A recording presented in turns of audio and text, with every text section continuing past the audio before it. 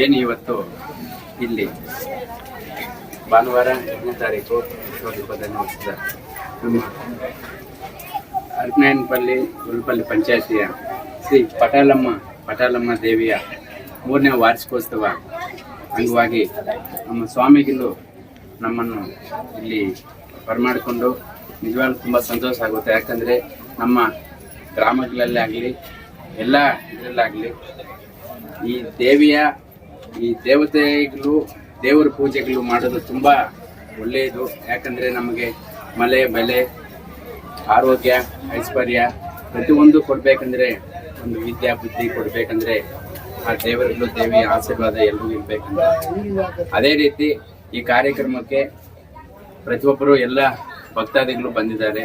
ಪ್ರತಿಯೊಬ್ಬರಿಗೂ ನಾನು ನಿಜವಾಗ್ಲೂ ಹೇಳ್ತಾ ಇದ್ದೀನಿ, ಧನ್ಯವಾದಗಳು ತಿಳಿಸ್ತೀನಿ.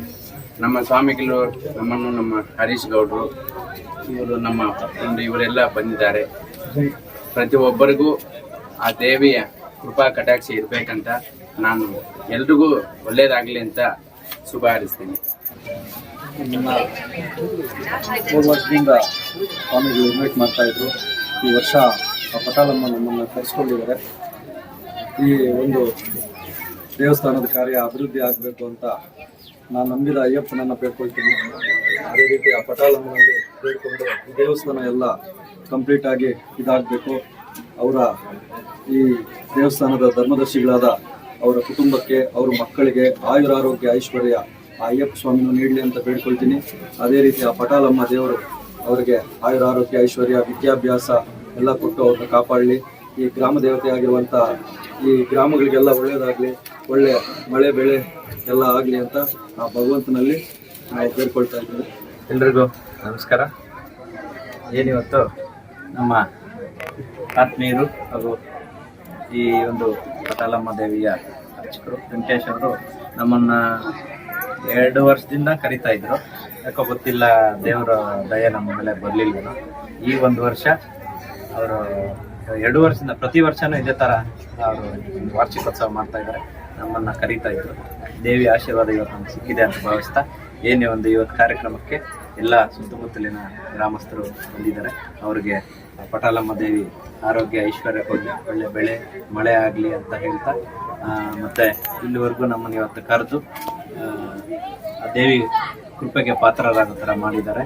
ಅವ್ರಿಗೆ ಮತ್ತು ಇಲ್ಲಿ ಯಾರು ದಾನಿಗಳಿದ್ದಾರೆ, ಈ ಒಂದು ದೇವಸ್ಥಾನದ ಅಭಿವೃದ್ಧಿಗಾಗಿ ಯಾರು ಶ್ರಮಿಸಿದ್ದಾರೆ ಆ ಕುಟುಂಬಕ್ಕೆ ಮತ್ತು ನಮ್ಮ ಅರ್ಚಕರಿಗೆ ಆ ದೇವಿಯ ಆಶೀರ್ವಾದ ಸದಾ ಇರಲಿ. ಮತ್ತು ಎಲ್ಲ ಸುತ್ತಮುತ್ತಲಿನ ಗ್ರಾಮಸ್ಥರು, ಅವರೆಲ್ಲ ನಮ್ಮ ತಾಲೂಕಿನ ಜನತೆ ಇಲ್ಲಿ ಬಂದು ದೇವಿಯ ಕೃಪೆಗೆ ಪಾತ್ರರಾಗಬೇಕು ಅಂತ ಹೇಳ್ತಾ, ಮತ್ತೊಮ್ಮೆ ಎಲ್ರಿಗೂ ದೇವಿಯ ಕೃಪಾ ಕಟಾಕ್ಷ ಇರಲಿ ಅಂತ ಹೇಳ್ತಾ ಇವತ್ತಿನ ದಿನ ಈ ಜಾಗದಲ್ಲಿ ಶ್ರೀ ಶಕ್ತಿ ಪಟಾಲಮ್ಮ ತಾಯಿ ವಾರ್ಷಿಕ ಮಹೋತ್ಸವ ಅದ್ದೂರಿಯಾಗಿ ನಡೀತಾ ಇತ್ತು.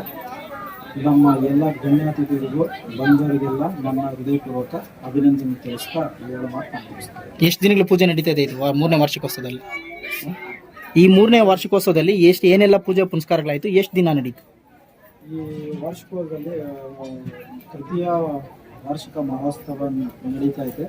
ಇದರಲ್ಲಿ ವಿಶೇಷವಾಗಿ ಚಂಡಿ ಹೋಮ, ಪ್ರತ್ಯಂಗಿರ ಹೋಮ, ಮಹಾಮೃತ್ಯುಂಜಯ ಹೋಮ, ಸುದರ್ಶನ ಹೋಮ, ನವಗ್ರಹ ಹೋಮ ಇವೆಲ್ಲ ಅದ್ದೂರಿಯಾಗಿ ನಡೆಯಿತು.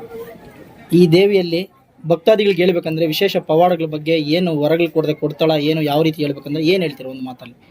ಈ ದೇವಿ ಪಟಾಲಮ್ಮ ದೇವಿ ಅಂತಂದ್ರೆ ಏನಾದಲ್ಲಿ ಎಂಥ ಫುಲ್ಲು ನಿಲ್ಲಾಗಿರೋರು ಕೂಡ ಬಂದು ಇಲ್ಲಿ ಆ ತಾಯಿನ ಹರಕೆ ಮಾಡ್ಕೊಂಡು ಹೋದವರು ಇವತ್ತಿನ ಚೆನ್ನಾಗಿದ್ದಾರೆ.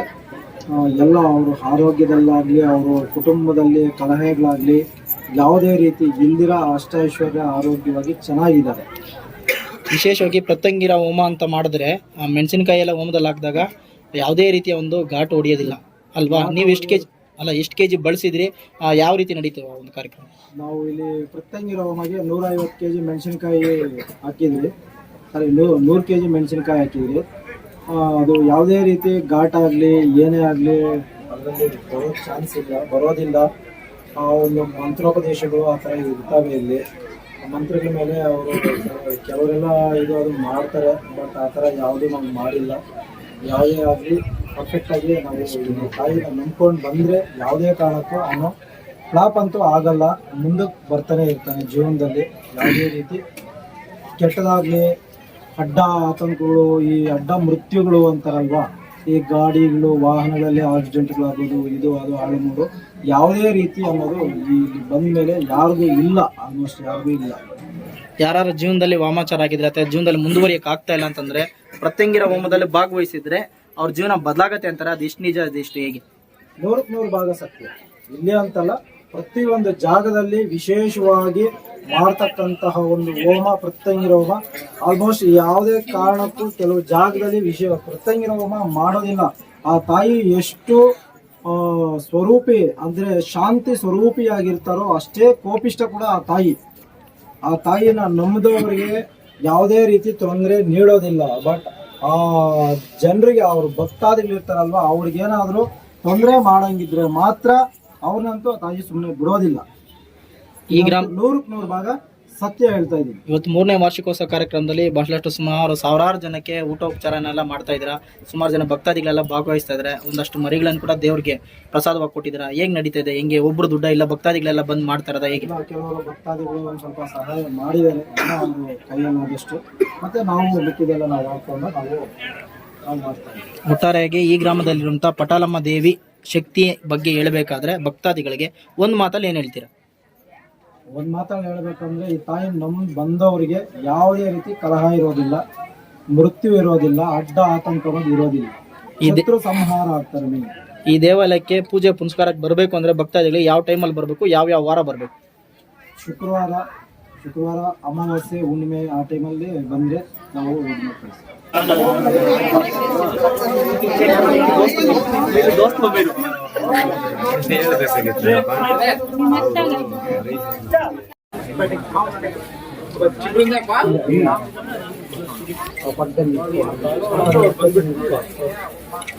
ಈ ಕಡೆ